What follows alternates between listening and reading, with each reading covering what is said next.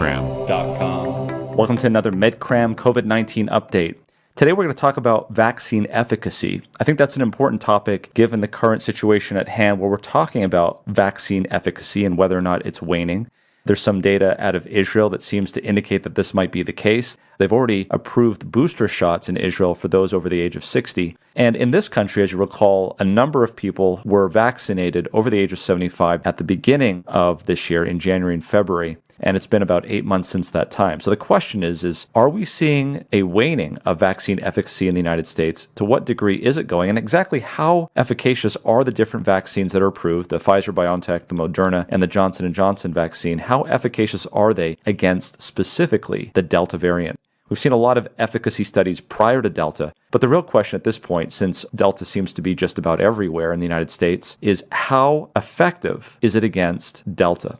So let's take a look at this study. This was published in the CDC Morbidity and Mortality Weekly Report, and it's titled Interim Estimates of COVID-19 Vaccine Effectiveness Against COVID-19 Associated Emergency Department or Urgent Care Clinic Encounters and Hospitalizations Among Adults During SARS-CoV-2 B.1.617.2, and that's the Delta variant, predominance in 9 different states from June to August of 2021. Now, again, no small study.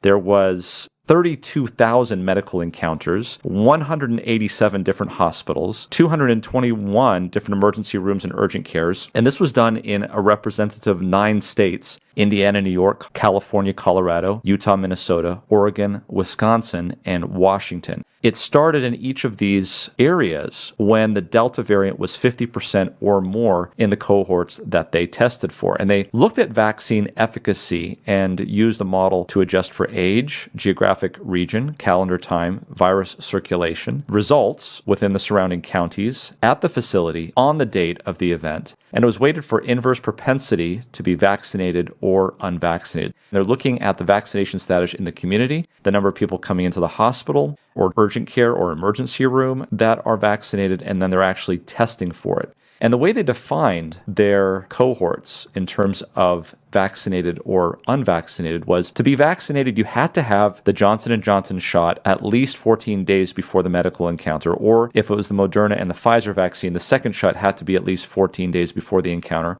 And that's for good reason. It's because that's when we start to see the highest levels of vaccination. And that's not a change in the definition. Of course, the unvaccinated were those that had no doses whatsoever.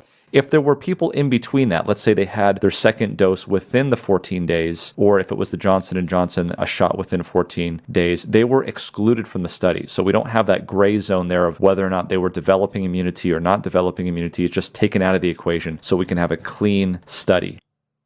So let's take a look at this graphic. And the first thing that we're going to look at here is COVID-19 hospitalizations.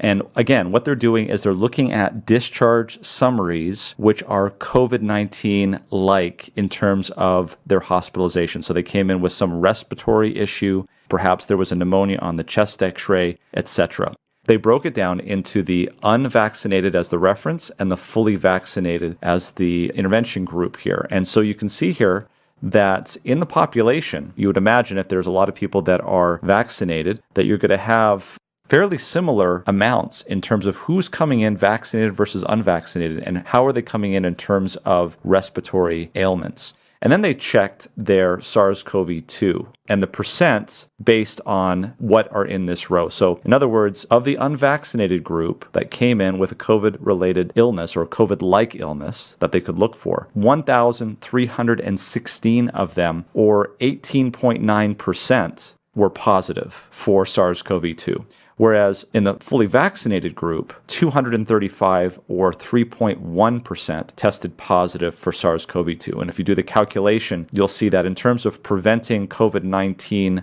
hospitalizations, the vaccines as an all group was about 86% effective at prevention. That's a relatively high number compared to what we have been seeing outside of the United States and something that has stood up fairly well since the beginning of the year.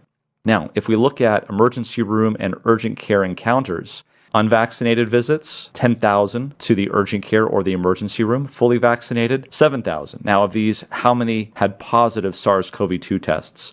For the unvaccinated, 28.9% did. For the vaccinated, only 7% did. And again, if we look at the efficacy in this, there was about an 82% efficacy rate in terms of prevention of these ED and urgent care visits. Let's take a look at hospitalizations once again, but let's break it down and maybe get a little bit of information as to why this is happening. So if we look at the 18 to 74, basically those less than 75. So here is less than 75, and here is greater than 75.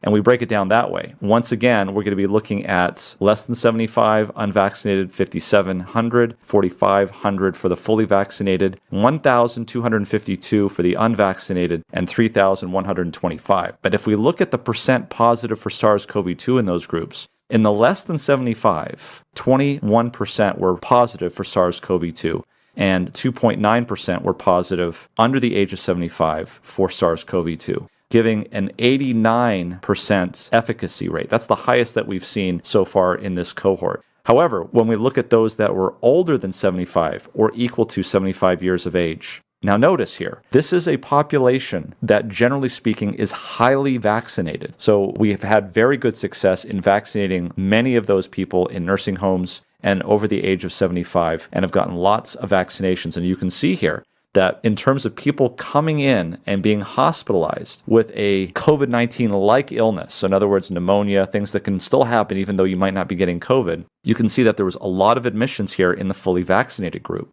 But when you actually tested them for SARS-CoV-2, what you start to see is that even though they're fairly similar in terms of this, so you might see this in some cases, and it was mentioned even in Israel, where they'll look in the intensive care unit, they'll say there's equal number of people who are vaccinated and unvaccinated. But if you look at the number of people that have actually been admitted to the hospital for similar illnesses that you would expect to see, and because there's more people that are vaccinated in this population, you'd expect to see more of those people, you'll see that there is still a difference between this. So 10.5% of the people admitted for COVID-like illness was positive for SARS-CoV-2 and therefore positive for SARS-CoV-2, COVID-19, whereas only 3.2% in the vaccinated group was, again, giving us an efficacy rate of 76%, albeit lower than the 89%. But still in a reasonable area where we would say this would have met the criteria for emergency use authorization, even today with the Delta variant.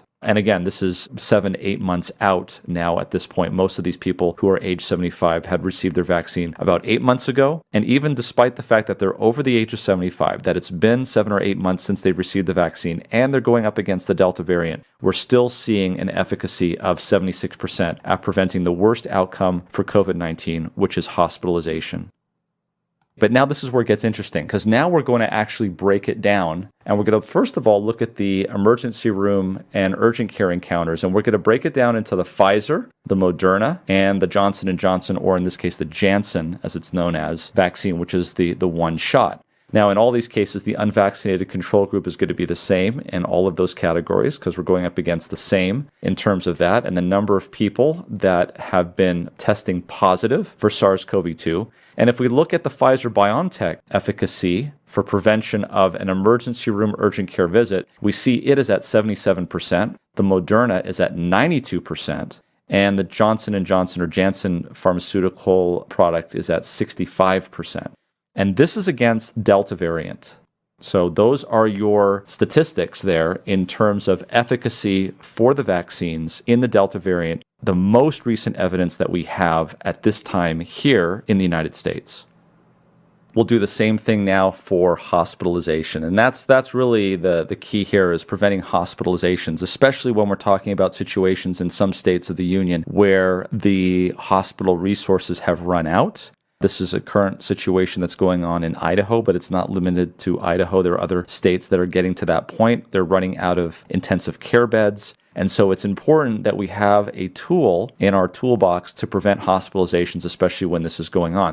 Let's go over the Pfizer-BioNTech, Moderna, and Janssen vaccines. And we see here that the Pfizer-BioNTech is 80% effective at preventing hospitalization. And the Moderna is 95% effective at preventing hospitalization, and the Johnson & Johnson is 60% effective at preventing hospitalization. If you'd like to read the article yourself, we'll put the link in the description below. We recently had a chance to team up with Dr. Rhonda Patrick of Found My Fitness, where we went over very important and popular questions about the vaccine and COVID-19. So I encourage you to check that out. Thanks for joining us.